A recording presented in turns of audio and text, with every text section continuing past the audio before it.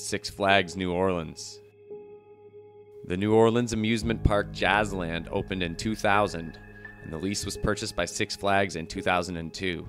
The park was upgraded a year later and renamed Six Flags New Orleans with a Mardi Gras-themed area and a respectable collection of rides and coasters. In 2005, a storm struck the area, a big one. Long story short, the wreck of this once merry place has sat deserted for many, many years since Katrina struck, and is now owned by the city with tentative plans to put a mall in its place. If you're willing to risk the arrest for trespassing, it can serve as a hell of a creepy urban exploration outing. Danvers State Insane Asylum. Danvers State Hospital in Massachusetts is old enough to have been known by several other names, including State Lunatic Hospital and the Danvers Lunatic Asylum. In its most crowded period during the 1920s and 30s, there were controversies over its rumored use of shock therapy, drugs, and frontal lobotomies, a procedure that may well have been pioneered there. Since its closure in 1992, it has fallen into a state of severe creepiness. It was the setting for the excellent 2001 horror film Session 9, and it did a lot of the heavy lifting in generating a truly dreadful and terrifying atmosphere. While there have been some efforts made to renovate the area, the spirits have not been kind. In 2006, some structures were demolished and apartment buildings put in their place. But then in April 2007, all of these buildings and several construction trailers went up in flames. Any efforts at renovation since then have largely stalled. The domes. Most locals don't know who built these giant concrete saucer-shaped domes out in the middle of the Arizona desert or why they were constructed. Visitors to the site are known to come down with a case of the willies in about 4 seconds. The extreme neglect, the oddness of the architecture, and the vibe or energy of the place as the sun goes down combine to give one a healthy sense of unease. While they may look like 1950s-era flying saucers, they were in fact built in 1982 by an electronics company. Their weird design was supposedly to assist with insulation, but make them cheaper to construct. The company failed in 1983, and contaminated groundwater was found at the site shortly thereafter, so cleanup was not exactly a priority for the now bank-owned properties.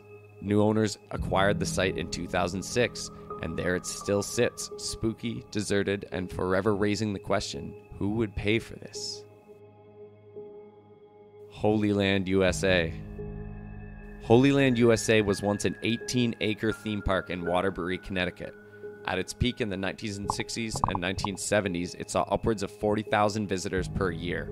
It was closed for renovation in 1984, and its owner John Greco died in 1986, so no one's been sure what to do with it since.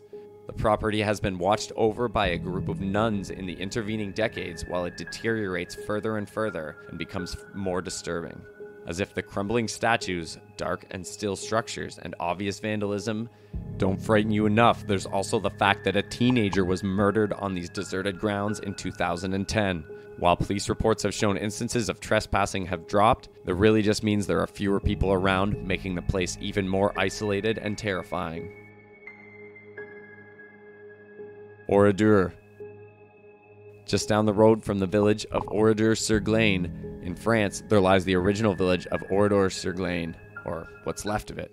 On June 10, 1944, the village had the extreme bad fortune of being confused with nearby Oradour-sur-Vires by a Nazi panzer unit, which erroneously believed that a Waffen SS officer was being held by the villagers there. The Nazis massacred 642 men, women, and children with incendiary devices and machine gun fire before the mistake was cleared up, and that was pretty much the entire population of the town. French President Charles de Gaulle ordered the town rebuilt, and it was, but he also ordered that the ruins of the old town should stay behind as a reminder, and so they did as well. A plaque roughly translating to, "so as not to forget," is the only modern addition to the town. Belitz Heilstatten Military Hospital. The former sanatorium southwest of Berlin was built to deal with an explosion of tuberculosis in the late 1800s and expanded twice throughout the next several decades. It was put to use as a military hospital during both World Wars and has doubtless seen more than its share of death, despair, and craziness. The hospital was under the control of the Soviet Union until the country ceased to exist in the early 90s and has stood empty since. Half-hearted attempts at restoration have played tug-of-war with plans to demolish the site, as over the years its creepiness factor has risen steadily with its level of decay. Urban explorers love this place, and it's also been used as the set for the film The Pianist and a Rammstein music video. Bangar, India. While the abandoned town of Bangar in the state of Rajasthan, India, has become something of a tourist attraction, you'll notice that there are no photos of it at night. That is because setting foot in the place at night is strictly forbidden, and apparently the Indian government is pretty serious about it. Even though government rules state that the Archaeological Survey of India must have an office at every historical site, and this is one, there is no office here. Tourists are let in during the daytime grudgingly, but the general attitude of the government seems to be, this is a great place to stay away from. Legend goes that a heartbroken magician cursed the place in the 16th century after being rejected by the kingdom's princess, and all who lived within it are cursed with death without the possibility of rebirth. A prominent sign outside the little town reads, "Entering the borders of Bangar after sunset is strictly prohibited," and while they do not explicitly promise paranormal activity, we generally think this rule is best followed. The suburbs of Lee Acres in Florida. The story of Lee Acres is sad and uniquely American.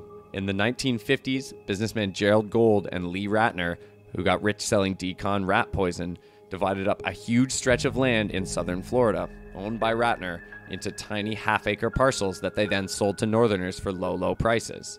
At $10 down and $10 a month, it seemed like a bargain. However, there was no infrastructure in place, and very few houses were built. Many lots were resold when checks stopped coming in, and the place was still barren by the 80s. When the real estate boom of the late 90s began, however, hundreds of cheap, quick houses started flying up on those old lots that baby boomers had inherited from their gullible parents.